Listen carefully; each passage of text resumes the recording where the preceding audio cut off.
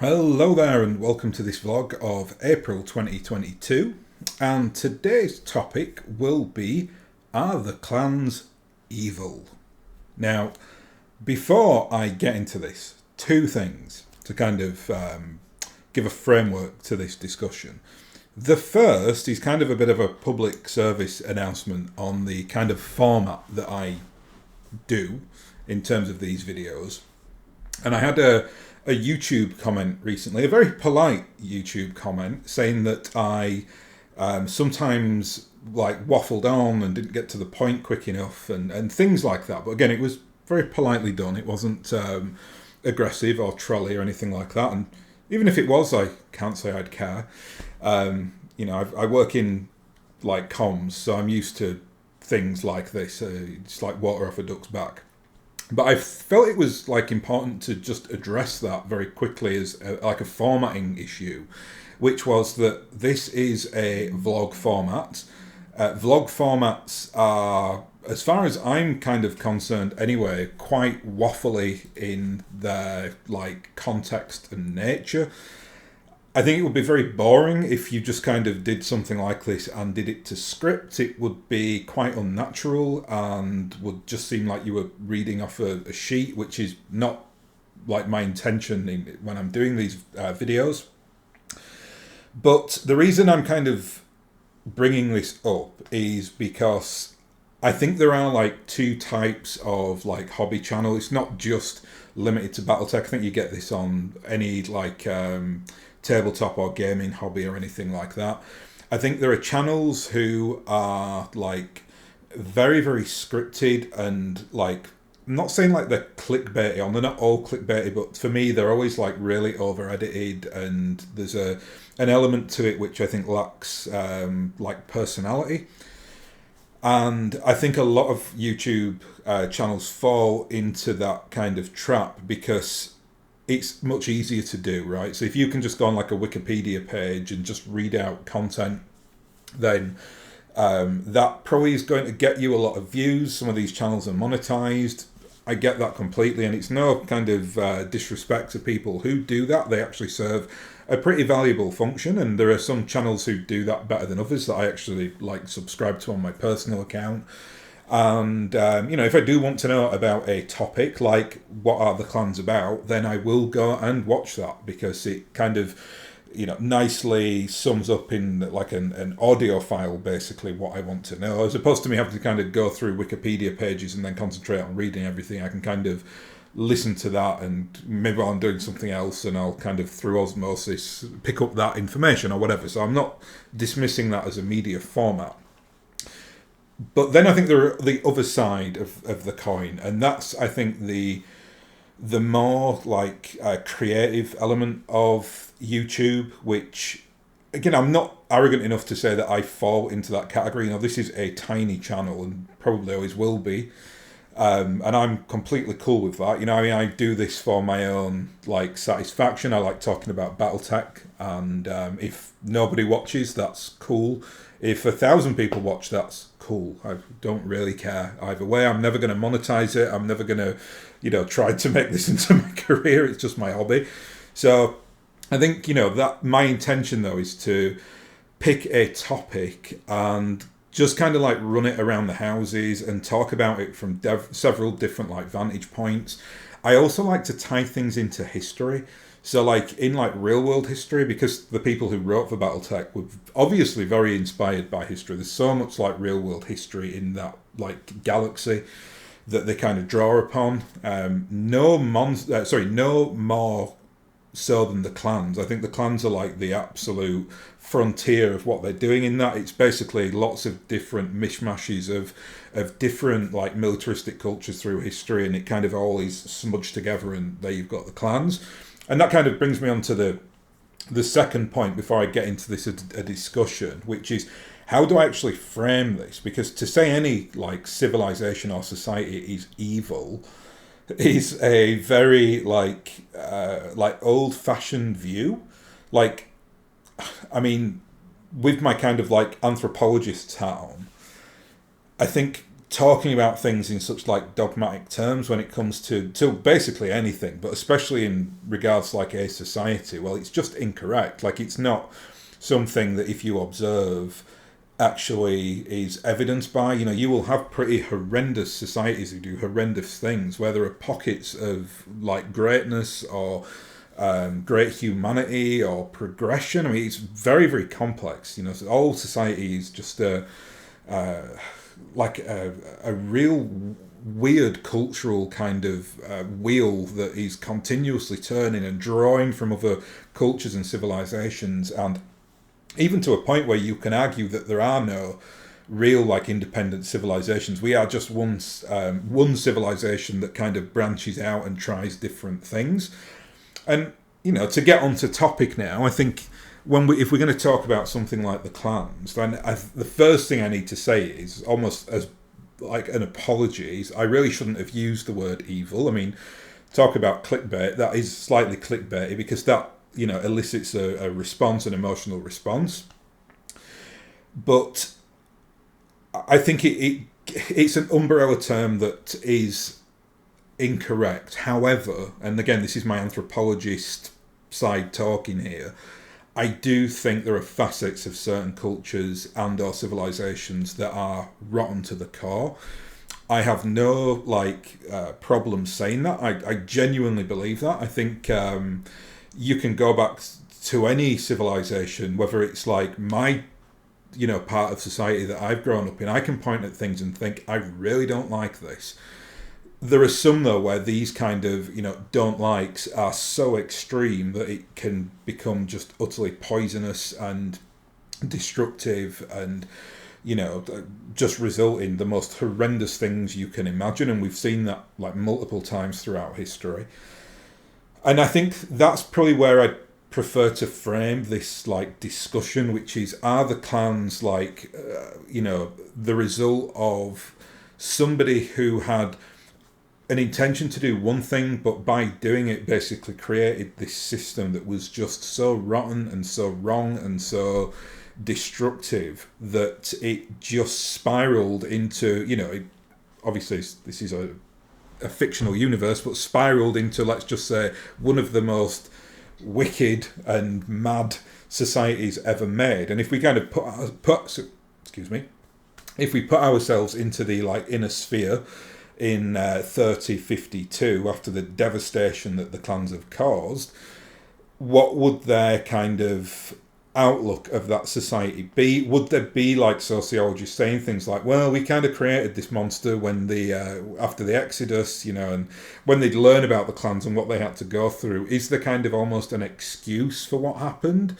Things like that. I think that's a far more interesting framework as opposed to just dogmatically saying, is something evil, which I think you can't do that in any context within any kind of human exploration. There is no human being ever born that is just wholly evil, and there is no human being ever born that is wholly good. We're just this mixture, match of nurture and nature that kind of formulates us.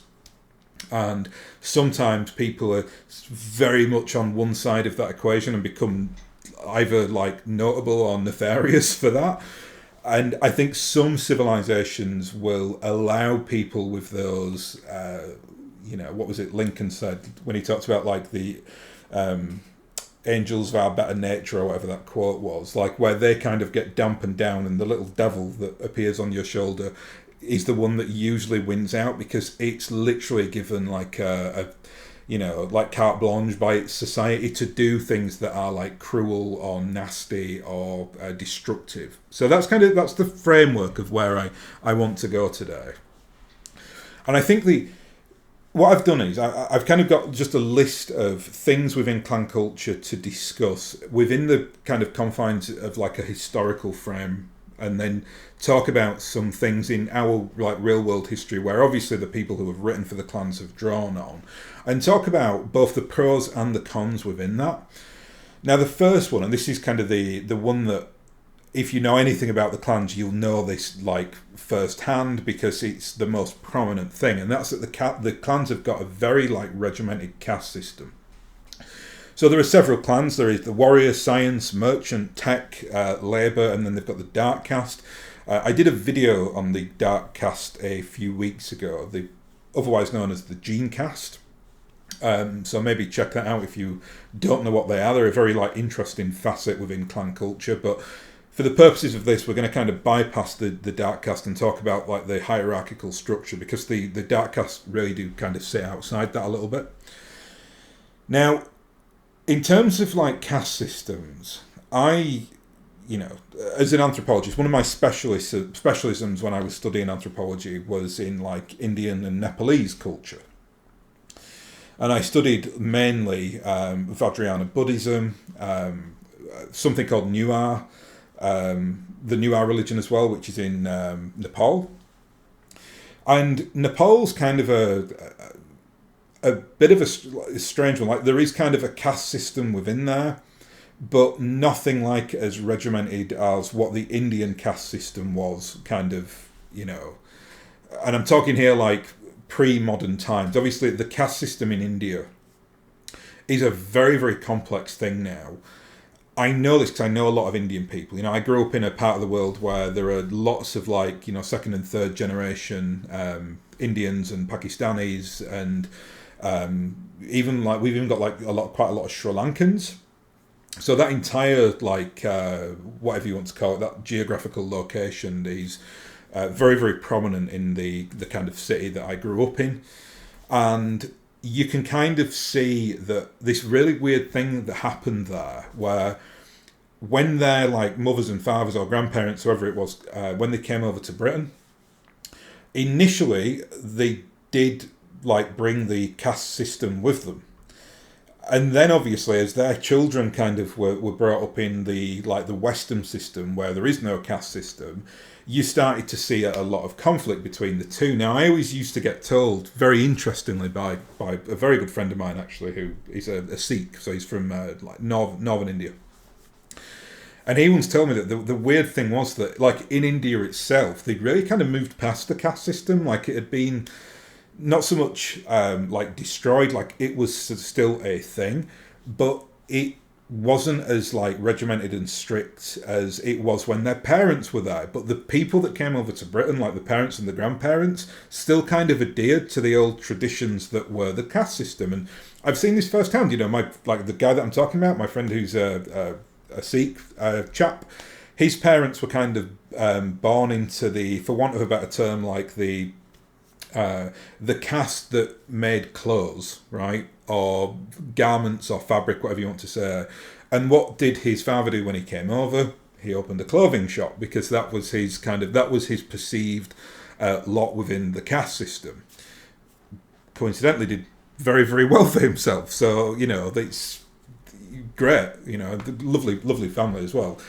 What I'm talking about, though, is when it came to his children getting married, there was still a pretty hierarchical snobbiness within the caste system, which was so weird for them, because when they were going back to India, which my friends used to do that a lot, they go back to India maybe once or twice a year, and people had kind of moved on from the caste system a lot, but their parents hadn't, so they were kind of caught in this betwixt and between land, between their own culture, which they'd go back and it had kind of been, the ideas on it had moved on quite a lot, and then they'd go back into their own communities where things had kind of stagnated because they had kind of lived in this cultural pocket. And I think for me, that was really interesting to see, and gave me a good insight, actually, as a kid who went on to study anthropology at university, to kind of understand where how cultural things can adapt in the weirdest ways, and not as you'd think. You'd automatically think, right, oh, these people have come over to the West, they might have been born into a lower or mid caste, and now they can liberate themselves from that and they can do what they want. Well, no, they actually enclave themselves into a hierarchical caste system, whereas the old country is kind of starting to liberate themselves from it. So it's really, really complex. But one thing I think we can say, and I make no apology for saying this, is that regardless of what the caste system is in terms of its social, either nuance or the hierarchies that give any kind of benefits for society, overwhelmingly it's a very, very negative thing. if you look at like the Indian structure, which is probably where the writers of BattleTech went to when they were kind of looking at how to create this specific caste system. What they've done is, though, they've kind of swapped out the religious caste with a scientific caste, which makes sense because this is kind of in the far future when engineering and science are a big thing and religion like less so. Whereas in Indic culture, obviously, the religious caste was technically at the top, but they did have like a warrior noble caste as well. They had like a trade caste. They had like an untouchable caste, which kind of equates to the clan idea of the dark caste or the gene caste. So they draw upon so much from that, and there are many different cultures that do like different caste systems, some like way stricter than others.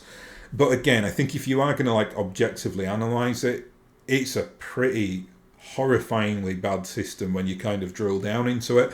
Now, I'm going to kind of leave aside the morality side of this because obviously, if you have a caste system and you've got, say, 2 million people born into a system where they can only like clean bathrooms and kitchens, what kind of existence is that for those people? So it kind of goes without saying that a caste system is like really on like shaky ground. It's almost just a form of a slavery system.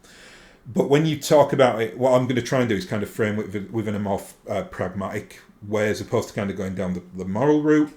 In a pragmatic sense, it's absolutely disastrous because you might have like Einstein, or William Butler Yeats born into a caste system that cleans toilets, and they'll never be able to kind of come up with the theory of relativity or write some of the greatest poetry man has ever seen. Do you know what I mean? Like it's such a ridiculous system, and it's something that you'd expect from our ancestors. And I always try and objectively look at our ancestors. So I think, and people make this mistake all the time in like modern culture, they judge our ancestors on our own ideals when our ancestors had no kind of gauge to judge by.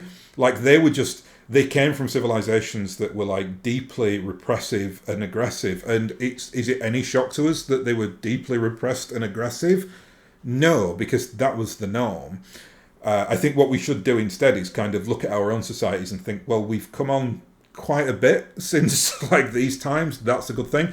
Yes, it's not perfect. Yes, we've still got a lot of work to do, but I don't think demonizing people in history is any kind of solution. In fact, I think as opposed to demonizing them, it should be, let's look at the bad things they did and try to learn so we don't do those again and get a little bit more nuanced about it as opposed to being like emotional about it. So again, I am going to try and strip out the emotional side of this when I talk about it, even though there are some there are a hell of a lot of emotive things about this because there have been untold people born into a caste system and been, degraded and trounced by the wheels and mechanisms of their own society and, crushed underfoot of that, which is obviously horrendous. But I think from a pragmatic standpoint, and the clans suffer from this as well, there's absolutely like, if you've got things like a warrior caste at the top of the tree, which is how all clan society works, apart from, and this is a notable exception, Clan Diamond Shark. Clan Diamond Shark post the Battle of Tukiyid are actually run by the merchant caste. That's not actually because they chose to do that, though. It's because they were so decimated after the clan invasion that there was, I'm pretty sure that, I think this is the law anyway, there was no one else to kind of run their society, so they just gave it to the merchant caste.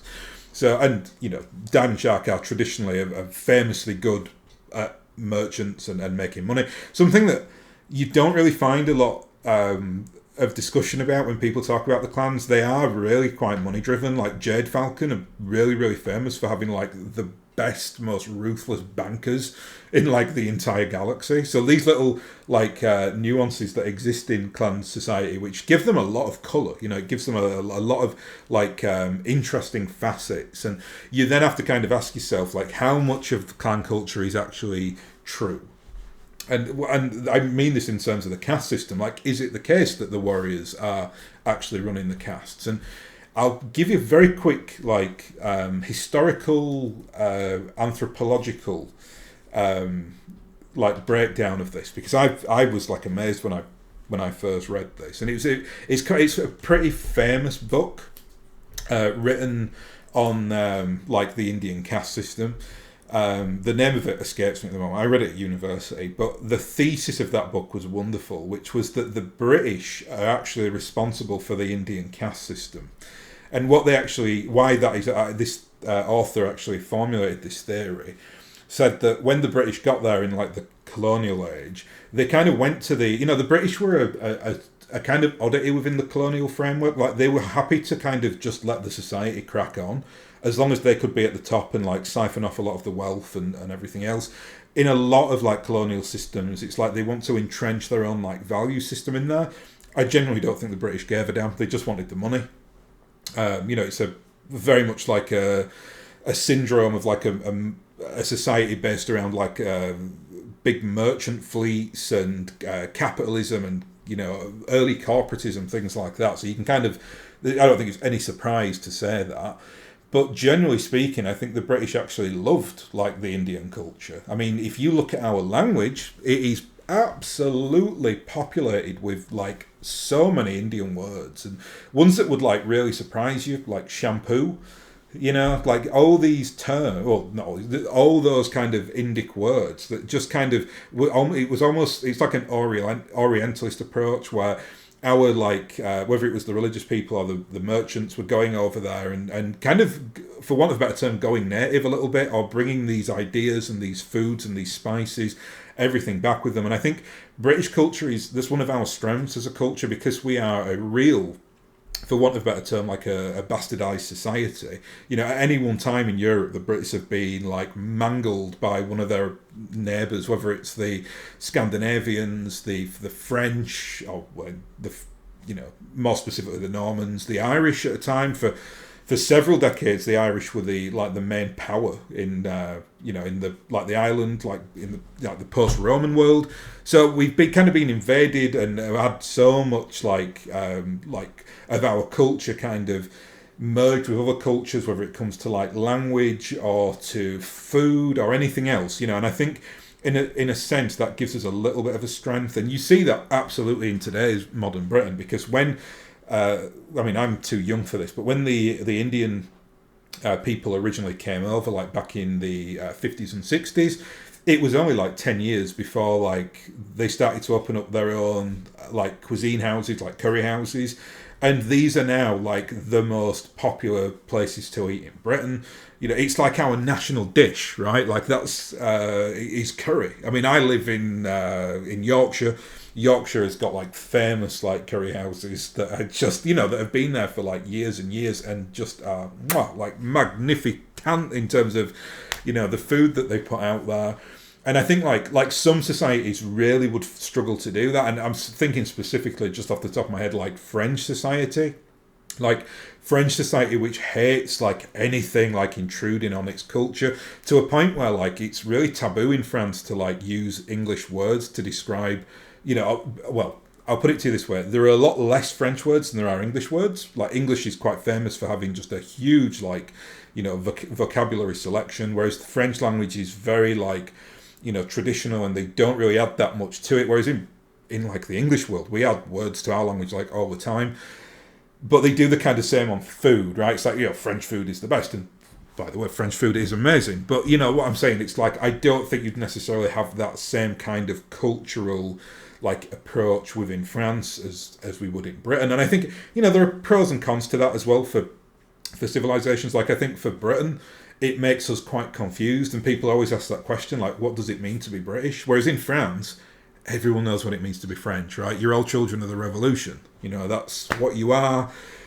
You're kind of the philosophical beating heart of the modern world, like that kind of thing. So, like, and it's like you're holding on to that kind of culture, but then can you adapt to like the modern world as well as say like the British, who are used to kind of having this like mix and match society. So it's all pros and cons.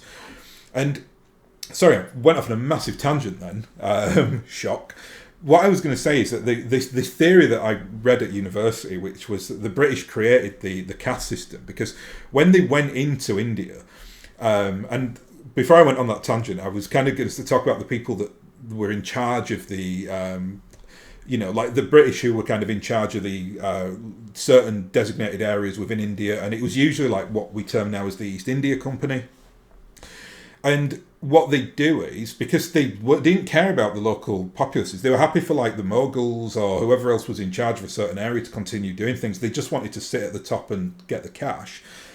And because the English are nosy and because they were really intrigued by the culture, they kind of ask questions. So they go in and say things like, who's in charge? And obviously when you ask that question, you codify it. So the Indian like people were like, well, I'm in charge. And it's like, well, that person's in the religious caste. And then you go and ask someone from the, for want of a better term, the warrior or leadership caste. And well, no, I'm in charge. And straight away you codify a clan system. And I think if this obviously didn't happen in BattleTech because it's a fictional universe, but it would be a wonderful kind of experiment to see, if you could implant yourself there in like 3050. Was the warrior class really in charge, or was that kind of a symptom of the fact that they had this massive invasion fleet ready to go to attack the inner sphere? Was it actually really kind of a mixture of like certain warrior, scientific, merchant castes? Is the story that we get kind of a bit of a convoluted mismatch to kind of, or how the inner sphere perceived it? Because clan culture is obviously very closed off. So again, if you talk about caste system at its core, it's pretty rotten. If we're going on that like rotten scale, it's probably an 8 on 10 for rottenness. Like, it's not the absolute worst that humanity has to offer, but it's not far short of it. It's really quite nasty, and the clans certainly kind of fall into that. But again, we have to kind of leave open some kind of interpretation to how much of it that we kind of got spoon-fed, which is kind of, I love that. I love that. There's so much in BattleTech. It's such a huge IP. There's so many books written. It's a lot of what is written almost from like sources that we just can't trust, because it's from a very specific perspective of a situation. So you have to kind of keep that in mind as well when you're asking the question that I'm asking now. The second point, and this is another like huge like factor within clan society, is the eugenics factor, and this one gets talked about a lot. Now, eugenics is a very prickly bush because like humanity has been engaged with eugenics on some level since forever, right? Like, eugenics at its most basic is like the domestic habitat for animals. So like, if you take on cows or dogs or anything like that, you will inevitably try to breed them to do a certain thing or deliver a certain thing that is more beneficial to you. Dogs are the best example. So we breed dogs, or have bred dogs now for thousands and thousands of years, and we've like domesticated things like cats, but dogs are a very interesting one. Excuse me. Are an interesting one because they have been bred to fulfill specific roles. Not all of them useful. So some of them, like now we have this like the toy dog, right? Where people want to kind of carry them around in handbags because they're convenient, because they're short-haired, they're cute, and they're easy to kind of maintain because they don't have long legs, so they don't need to go out on very long walks. So they just like to potter around. Likewise, if you had like a working farm dog, it's going to have to be strong and intelligent and, have those kind of evolutionary traits that allow it to do what you need it to do. So eugenics is a really thorny issue, because what we perceive as eugenics now, and what certainly it is within the context of the clans, eugenics is really abhorrent. Like, it's probably one of the lowest forms that can exist in human civilization when you kind of bring it to its absolute max. The famous one obviously is Nazi Germany.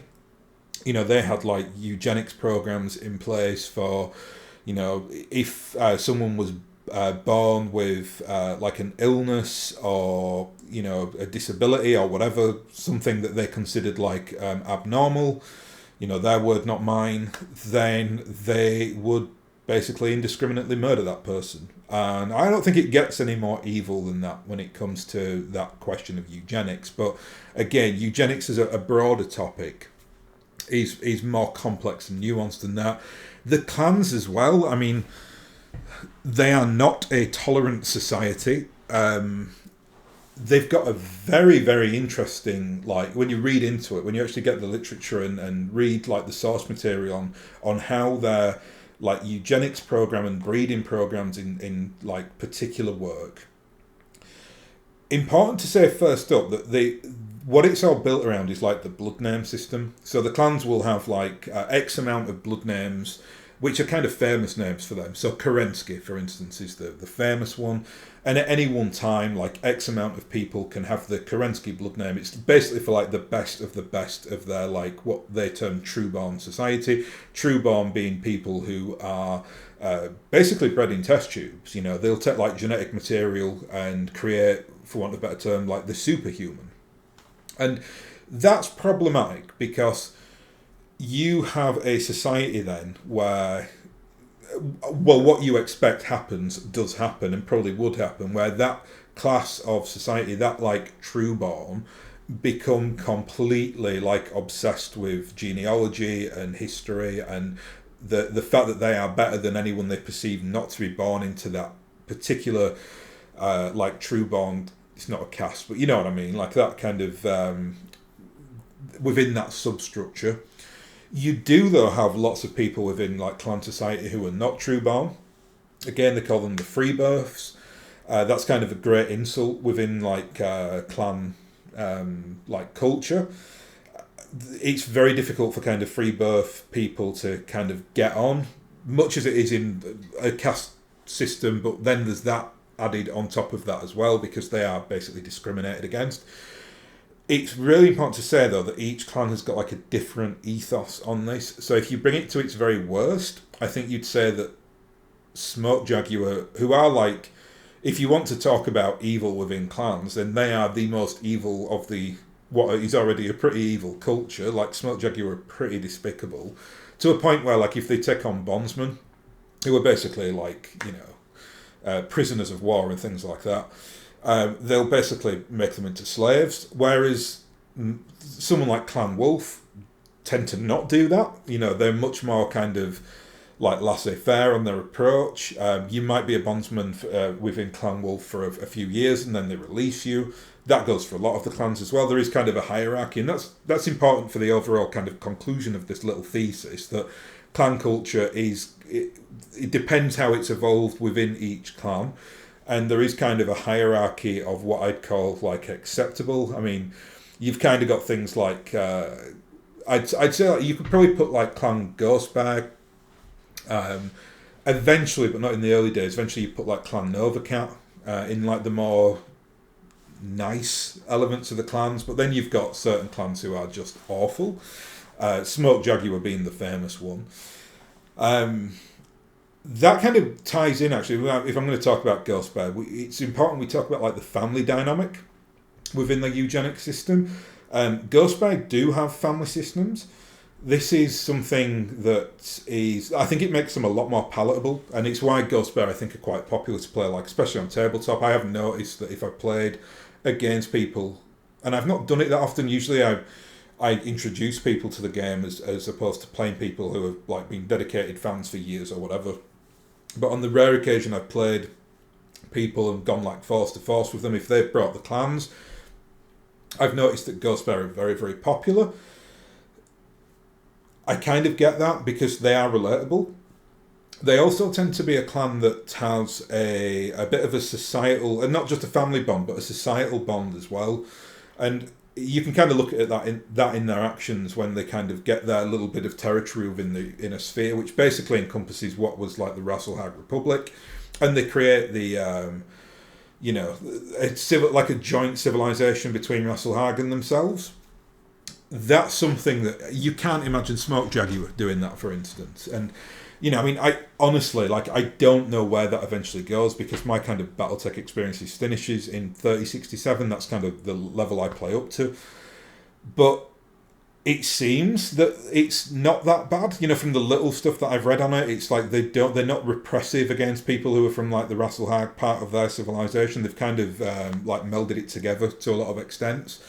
So again, that kind of hierarchy within a eugenic sense, it really depends on the clan. Like, if Clan Ghostbag can kind of encompass an inner sphere minor power peacefully, then there kind of is hope, right? Because like a pure like Nazi level eugenicist would have just wiped them all out, or would just have them all doing slave labour. So it's very, very complex in terms of where that exists.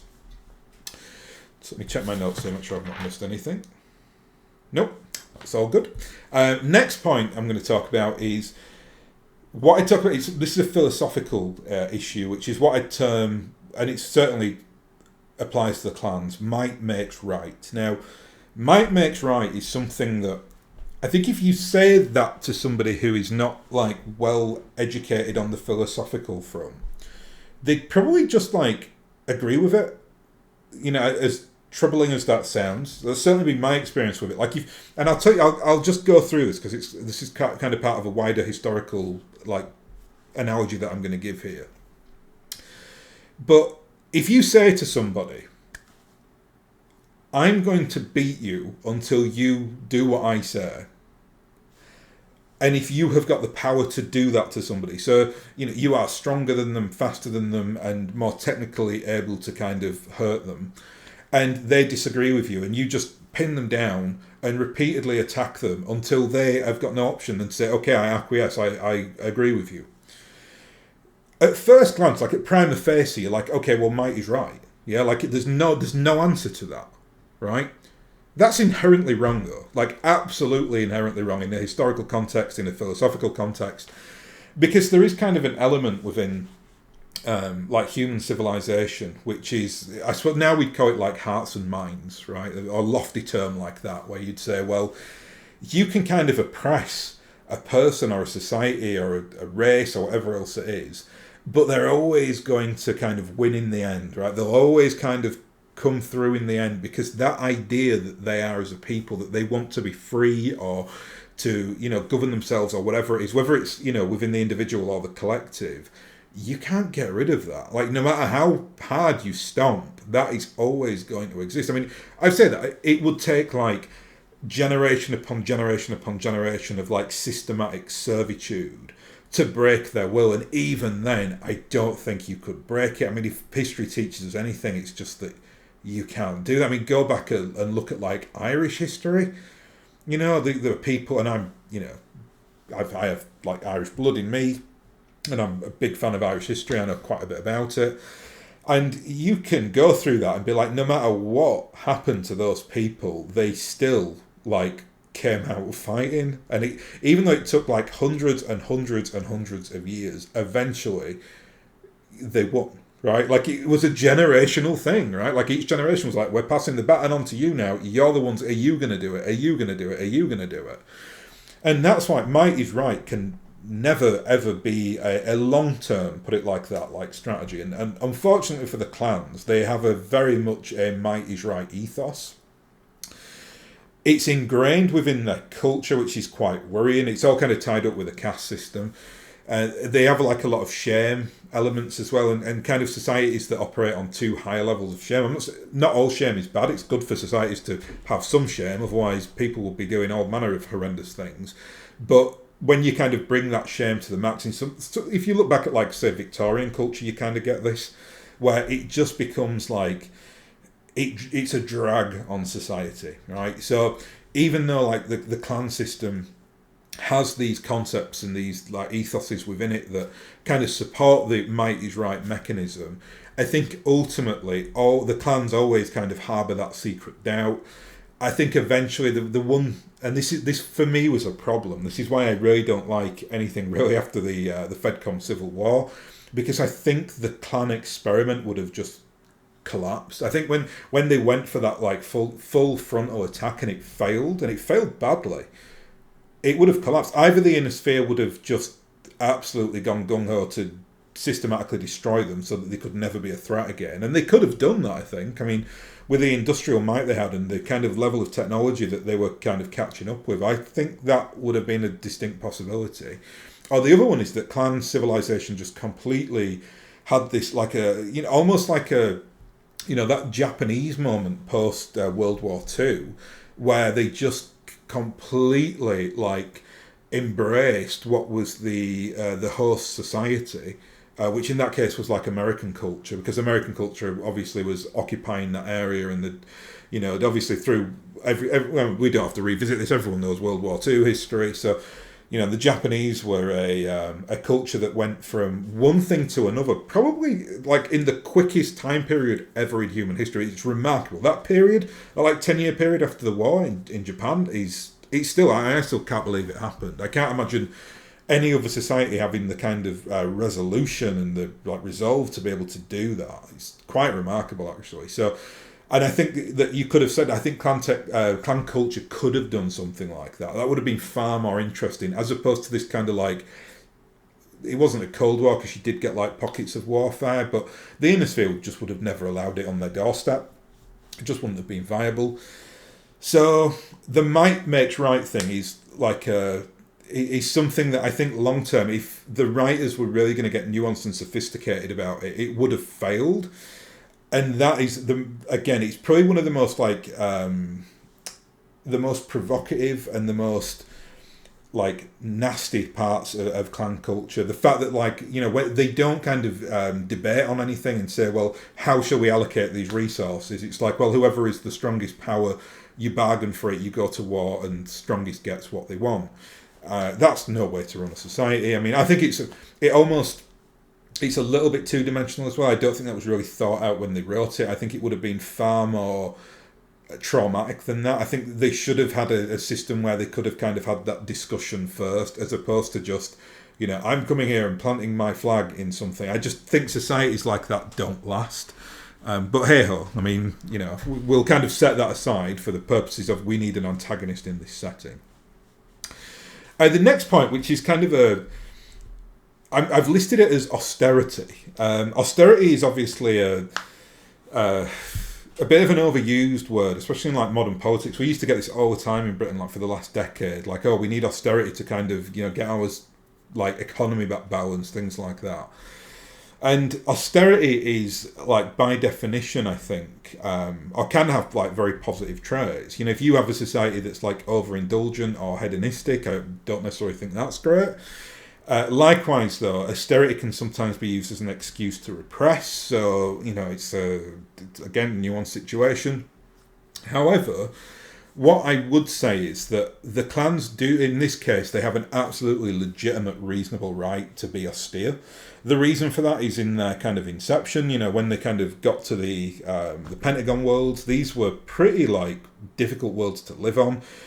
They went through their own wars and their own problems as well, and I think I can well understand why they would be a civilization obsessed with things like recycling and not to waste in clan culture is a real sin almost, and you can absolutely understand why. And I think there are, it's something our society could probably take a leaf out of the clan book on that one. Our society is just ridiculously wasteful, horrendously so, actually. I mean, and I'm not just talking about obvious stuff like food. I'm talking about precious materials and minerals, and the junk that we put gold into just is horrifying. This is a really precious metal. I'm not talking about it as a ring on someone's finger. I'm talking about it as what you use in electronic components, things like that. So again, the austerity factor within clan culture, I actually deem as a positive, if you want to kind of give them a tick on the box there. The next thing that I've got, and we're kind of getting into the lesser things now, so I can probably go through these quite quickly, but honour is obviously a massive trait within clan culture. Honour is something that usually is very, very badly misused in especially in a cultural setting. It's almost kind of goes hand in hand with shame, and you can kind of I think the clans use things like Zelbringen or Zelbriggen, I say that wrong, or the trials of possession, things like that. I think a lot of these things are just an excuse for violence and a broken society. So I definitely would put their honour side of their culture in the negative box. If you kind of look at our world history, there are certain systems where the honour metric works quite well, but it's rare. Usually you get a system where honour is just an excuse for one section of society to bully another section, and I think that's certainly what it falls into under the clans. The final one that I've got is is it the final one? Second final one that I've got is arts. Arts is I really do think this is an underplayed thing when you're judging a civilization, like how good its art is. I think if you've got societies that there are little like red flag warning signs on societies that are broken, and that's if a society is basically just harbouring back to the past all the time. I think societies that do that are basically just deem themselves that they don't have a future. So what they do is they try to kind of idealise the past to kind of get social cohesion. You saw that through all the repressive like societies within the 20th century. You see that now today. I mean, I think in Britain we're guilty of that as well to some extent.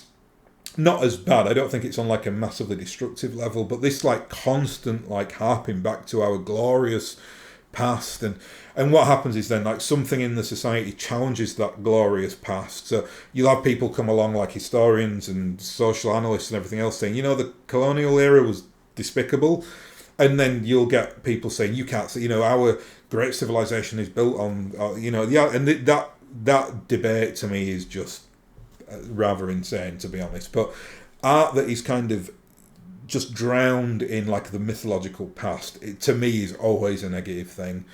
I think a society is always best when it's constantly moving, when it doesn't harbour back to nostalgia, it doesn't harbour back to glory, it looks to the future. And sometimes in societies, like, you can see absolutely where they sit on that kind of, again, I'm not going to say evil good, but that kind of rotten to not rotten like spectrum. And I think clan culture, no surprise, the art that they kind of adhere to is very much like the Kerensky, the glory years. They're also a very repressive society when it comes to art and culture, like very, very repressive. So they do have like certain, like, interestingly enough, they have like their own version of the internet, which always freaks me out a little bit. But in general, it will be like, children will be watching the same like children's programs that are like state sponsored and things like that. Like freedom of expression as is will not be something they are deeply concerned with. And the final thing that I'm just going to touch on very quickly, because I don't actually ironically think it's that important, is the government. I've already touched on this a little bit as well, because generally speaking, the clan society is governed by the warrior caste. However, I kind of dispute that. I think there's a big argument to be made that it's kind of a joint venture between the warrior caste, the scientific caste, and the merchant caste. I think the only kind of caste that really kind of get dumbed down are the labour caste, and to an extent the tech caste, because the tech caste are kind of they're the ones that are carrying out the will of the science caste, so there's kind of a distinct hierarchy there. There are some like notable exceptions to that. I've already dealt with this, like Clan Diamond Shark is ruled by the merchant caste, so it's not as like as obvious as you would think prima facie just looking at it. The government, it's complex. It's such a regimented society though that the government is by nature totalitarian. Like law and order and justice, which are facets of any government. That's usually dealt with in the judiciary. Like section of how the society works, that's controlled by like basically a police state. So obviously another massive cross there. So that's it. That's everything that when I was I didn't really have to research this that much because I know quite a bit about it. But when I kind of like wrote this down and picked up these things, I kind of then started to think, like, with my anthropologist hat on, where would I kind of rank this? And again, I'm not good and evil, but is it rotten? I would categorically say that clan culture is abhorrent and rotten. I think I remember when I first started studying anthropology, and as like a naive 20-something, whatever I was when I did that degree, I think you kind of have this impression that like you go into it idealistic and think, all culture is worthwhile, and you're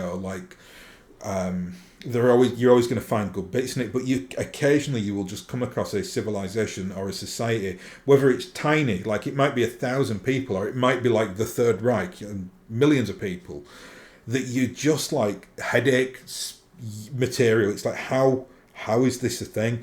Where you've got things like ritualistic real violence, not like metaphorical violence, real violence, and people willing to participate in it, in like sacrifices and like the worst things that you can imagine, which just are completely, to like modern people would be perceived as completely pointless, but they like really like engage in this on a level which is like fundamental to their perceived notion of civilization. Like, it's very, very complex. Like, without it, their civilization would collapse. But we'd look at it and be like, that is just how did you think that was a good idea? And you find, I mean, there's no limit to it as well. I mean, you've studied civilizations where they'll kind of kill their youngsters, and it's like how just even on like an evolutionary biology level, like how would you ever think that's a good idea? You know, beyond all the whole right and wrong thing, like, no. Now, I'm not saying the clans are that, but there are certain facets of their society that are just maybe like one level beyond that. So I have no problem at all saying that certain cultures or, you know, certain civilizations are, again, terminologies matter. Not going to say evil. I think rotten is a good way to put it, because what rotten basically means is that it's dying, it's basically going back to the earth, but something might grow out of it that is better. And I kind of, that's why I think rotten is actually, even though it's quite an emotive word, it's quite a good word to kind of describe something like the clans, because I think there are facets in it which are strong and coherent and work, but the 95% of it, completely wrong, completely ridiculous, you know, and really quite toxic and poisonous. And I could see, like, for every one person that benefited from clan society, millions, untold billions, if you count the inner sphere, because they certainly didn't benefit from it, were absolute victims of it. And that's another kind of good metric you can judge on a society. What damage do you do to your own populace and others? Anyway, I think that's rant over. So hopefully I went on enough tangents to annoy you all deeply and profusely. Again, not going to apologise for that. Love a tangent. I love the kind of idea of just sitting down and just waffling. Like, this appeals to me. It allows me to sort it out in my own head as well. So if you get something out of that as well, all for the good. Anyway, I'll thank you very much for watching, and I'll hopefully catch you again next time.